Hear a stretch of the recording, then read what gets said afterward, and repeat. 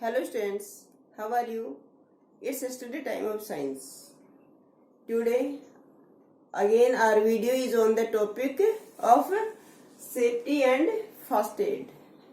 In previous video I explained you about first aid in case of burns, first aid in case of animal bites, first aid in case of fractures. Today in this video we will discuss about first aid in case of sprain, first aid in case of nosebleed, first aid in case of wound, and first aid in case of fans. Yes friends, a sprain can occur when a part of our body gets twisted. जब हमारी एक sprain कब होता है? जब हमारी body का कोई पार्ट ट्विस्ट हो जाता है, हमारी चलते चलते कोई बॉडी का पार्ट ट्विस्ट हो जाता है, किसी भी रीजन से हमारी कोई भी बॉडी का पार्ट ट्विस्ट हो जाता है, तो हम क्या कहते हैं कि स्प्रेन हो गई है, मोच आ गई है. This results in over stretching और tearing of tendons and ligaments. Twist होने से क्या होता है? जो कि हमारे टेंडन्स और लिगामेंट्स होते हैं, जो कि हमारे बोन्स और मसल्स को आपस में अटैच करते हैं, वो क्या करते हैं? क्या तो वो स्ट्रेच हो जाते हैं, क्या वो टीयर हो जाते हैं. ट्विस्ट हमारी बॉडी के पार्ट की ट्विस्ट होने से हमारे जो लिगामेंट और टेंडन्स क्या होते हैं? स्ट्रेच हो जाते हैं या टीयर हो जाते हैं. तो उस कंडीशन को हम क्या कहते हैं? स्प्रेन कहते हैं. It can lead to swelling, bruising and sharp pain. It can lead to swelling and sharp pain. इस कंडीशन में क्या होता है? स्वेलिंग आ जाती है हमारे उस पार्ट में, जहां पे भी हमें स्प्रेन हुआ है वहां पे क्या होती है? स्वेलिंग आ जाती है उस पार्ट में, और बहुत शार्प पेन होता है, बहुत तेज दर्द होता है. If the foot is sprain, जब चलते चलते आपका पैर, आपका जो फुट है वो स्प्रेन हो जाता है, ट्विस्ट हो जाता है, we may not be able to walk properly in case of sprain. तो उस कंडीशन में हम क्या करते हैं कि जब हम उठकर चलने की कोशिश करते हैं तो हम चल नहीं पाते हैं. We are not able to walk properly in case of sprain in foot. What we have to do for that? Which first aid you will give in that condition? Rest the part of the body that has been sprained. जो भी body का part sprain हुआ है, जो भी body का part twist हुआ है, उसको हम क्या कराएंगे? रेस्ट कराएंगे. तुरंत हम उसको यूज में नहीं लेंगे, उसको मूव नहीं करवाएंगे. Do not move it too much. उसको यूजलेसली मूवमेंट हम नहीं करवाएंगे. आपको उसको यूजलेसली मूवमेंट नहीं करवाना चाहिए. यदि कोई भी बॉडी का पार्ट आपका स्प्रेन हुआ है तो उस कंडीशन में तुरंत आपको उसको टू मच क्या नहीं करवाना चाहिए? मूवमेंट नहीं करवाना चाहिए. उस पार्ट को आपको क्या करना चाहिए? रेस्ट देना चाहिए. Apply ice cubes or an ice pack on the affected area to reduce the swelling. आपको उसके बाद क्या करना है? Ice packs. You should apply ice cubes और आइस पैक्स. उसके बाद में फ्रीज में आपके पास आइस क्यूब्स होती हैं. आइस क्यूब्स निकालकर उसके ऊपर क्या करना है? कंटिन्यूसली अफेक्टेड एरिया पर आपको अप्लाई करना है, उसको रब करना है continuously. What will happen then? Swelling will be reduced. Swelling will be reduced. To reduce swelling, wrap a bandage around the twisted area or sprained area.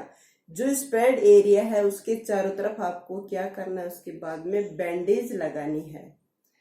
Why? To prevent unnecessary movement and give support. unnecessary movement ना हो उसके लिए हम क्या करेंगे, एक उसके चारों तरफ बैंडेज लगा देंगे, अफेक्टेड एरिया को बैंडेज से कवर कर देंगे to stop unnecessary movement. Unnecessary movement को रोकने के लिए हम क्या करेंगे, बैंडेज टाई अप कर देंगे उसके चारों तरफ। Then consult a doctor if the pain is unbearable, और यदि फिर भी पेन बहुत ज्यादा हो रहा है, मूवमेंट बिल्कुल भी नहीं हो पा रहा है, तो उस कंडीशन में हम क्या करेंगे, we will consult with doctor, we will rush to doctor. हम क्या करेंगे, डॉक्टर के पास जाएंगे या डॉक्टर से कंसल्ट करेंगे। Then first aid in case of nose bleed. Nose bleed की कंडीशन में क्या फर्स्ट एड देंगे।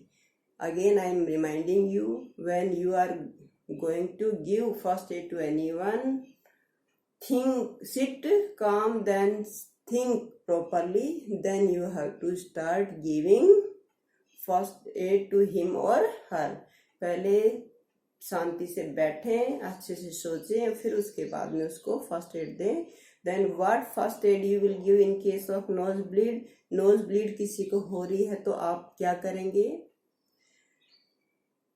It happens most of time in during summer season. Summer season में बच्चों को क्या होता है, मोस्टली नोज ब्लीडिंग हो जाती है ड्यू टू एक्सेसिव हीट, बहुत ज्यादा गर्मी होने की वजह से। Sit upright and tilt head little backward, उसको सीधा बैठाएंगे और उसका हेड क्या करेंगे, हेड पोर्शन थोड़ा सा बैकवर्ड में क्या कर देंगे, टिल्ट कर देंगे उसको, थोड़ा सा उसके हेड को बैकवर्ड में आप टिल्ट कर देंगे। तो उसको पहले first of all sit him, make him sit upright, then tilt his और हर हेड लिटिल बैकवर्ड। फिर उसके पहले उसको सीधा बैठाना है और उसके बाद में उसके हेड को थोड़ा पीछे करते हुए उसको सीधा बिठाना है, पीछे टिल्ट करते हुए, हेड को पीछे टिल्ट करते हुए उसको सीधा बैठाना है।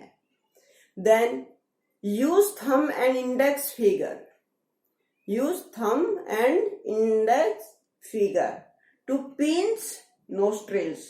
नोस्ट्रिल्स को पिंच करने के लिए इंडेक्स फिगर और फिंगर और थंब को क्या करेंगे आप, इससे उसको पिंच करेंगे नोस्ट्रिल्स को। Why this help to stop the flow of blood, जो कि आपके ब्लड के फ्लो को क्या करेगी, रोकने में हेल्प करेगी। Breathe through your mouth, otherwise you say to him और her you have to breathe through mouth. यदि नोज ब्लीडिंग आपको हो रही है तो आपको किससे सांस लेना है, मुंह से सांस लेना है। और यदि आप किसी को दे रहे हैं फर्स्ट एड इस कंडीशन में, तो आप उससे कहें you have to breathe through mouth, not take in use your nose in that condition. Don't blow your nose, कभी भी नोज को क्या नहीं करें, उस कंडीशन में ब्लो नहीं करें। Then if the bleeding continues rush to doctor, फिर भी यदि इस कंडीशन में आपकी ब्लीडिंग हो रही है या पेशेंट को ब्लीडिंग हो रही है, तो आपको क्या करना है, डॉक्टर से मिलने जाना है। Then first aid in case of wound, first aid in case of wound, wound की कंडीशन में आप क्या कौन सी फर्स्ट एड देंगे। Most of time when you play you fall down, जब आप खेलते हैं तो गिर जाते हैं, in that condition you cut wound and cut, तो आपको क्या हो जाता है, कोई घाव हो जाता है या कोई कट लग जाती है। In that case which first aid you will give to him और हर, या what first aid you will give to him और हर, आप कौन सी फर्स्ट एड उसको दोगे, क्या दोगे। Otherwise what first aid you will apply on you, आप अपने ऊपर कौन सा फर्स्ट एड अप्लाई करेंगे। If it is very important to treat wounds, यदि आपको कट हो गया है, कोई वोन हो गया है, तो उसको ट्रीट करना बहुत ही इंपॉर्टेंट है। Because germs can enter through them, उस ओपनिंग से आपके बॉडी में क्या हो सकते हैं, जर्म्स एंटर कर सकते हैं। For that what you will do, wash your hands before giving first aid. तो फर्स्ट एड देने से पहले आप क्या करेंगे, वॉश, अपने हैंड्स वॉश करेंगे to remove germs that are present on your hand. Clean the wound with an antiseptic such as Dettol using cotton wool। फिर उसके बाद जो अफेक्टेड वुंड एरिया है उसको आप क्लीन करेंगे, किससे, एंटीसेप्टिक लोशन और कॉटन को एंटीसेप्टिक लोशन में डिप करके उसको क्या करेंगे, आप उस वुंड को क्लीन करेंगे। You will remove dirt and germs from that area. Then apply sterile gauze or cotton wool over the wound and press it। और उसके बाद में sterile gauze और कॉटन क्या करेंगे, उसके ऊपर रखेंगे और उसको क्या करेंगे, प्रेस करेंगे। What you will do, you will put sterile gauze or cotton wool over the affected area, then you will press it। Then carefully remove the dirt round the wound। और उसके बाद उसके चारों तरफ की भी क्या करोगे आप, वुंड के चारों तरफ की डर्ट वगैरह रिमूव कर देंगे। Now put a bandage in case of heavy bleeding, use a tourniquet। A tourniquet is a tight band। और यदि फिर भी ब्लीडिंग ज्यादा हो रही है तो उस केस में आप एक क्या करेंगे, टर्निक्वेट यूज में लेंगे। आप एक उसके वुंड के अफेक्टेड एरिया के जस्ट अबाउ आप क्या करेंगे, एक टाइटली टर्निक्वेट टाइट कर देंगे, एक बैंडेज से उसको टाइटली उस एरिया को बांध देंगे। Why, to slow down the flow of blood का फ्लो स्लो डाउन करने के लिए। Then first aid in case of faints. If any person faints, most of time in summer season in school during assembly time, students faints, they fall down। वो क्या कर जाते हैं, बेहोश हो जाते हैं, गिर जाते हैं। What we should do in that case, what you will do in that case, तो उस कंडीशन में आप क्या करेंगे। When a person faints, that person faints, you will lie down on the floor। उसको क्या करोगे, you will make him lie down on the floor। उसको फ्लोर पे सीधा क्या करोगे, सुला दोगे।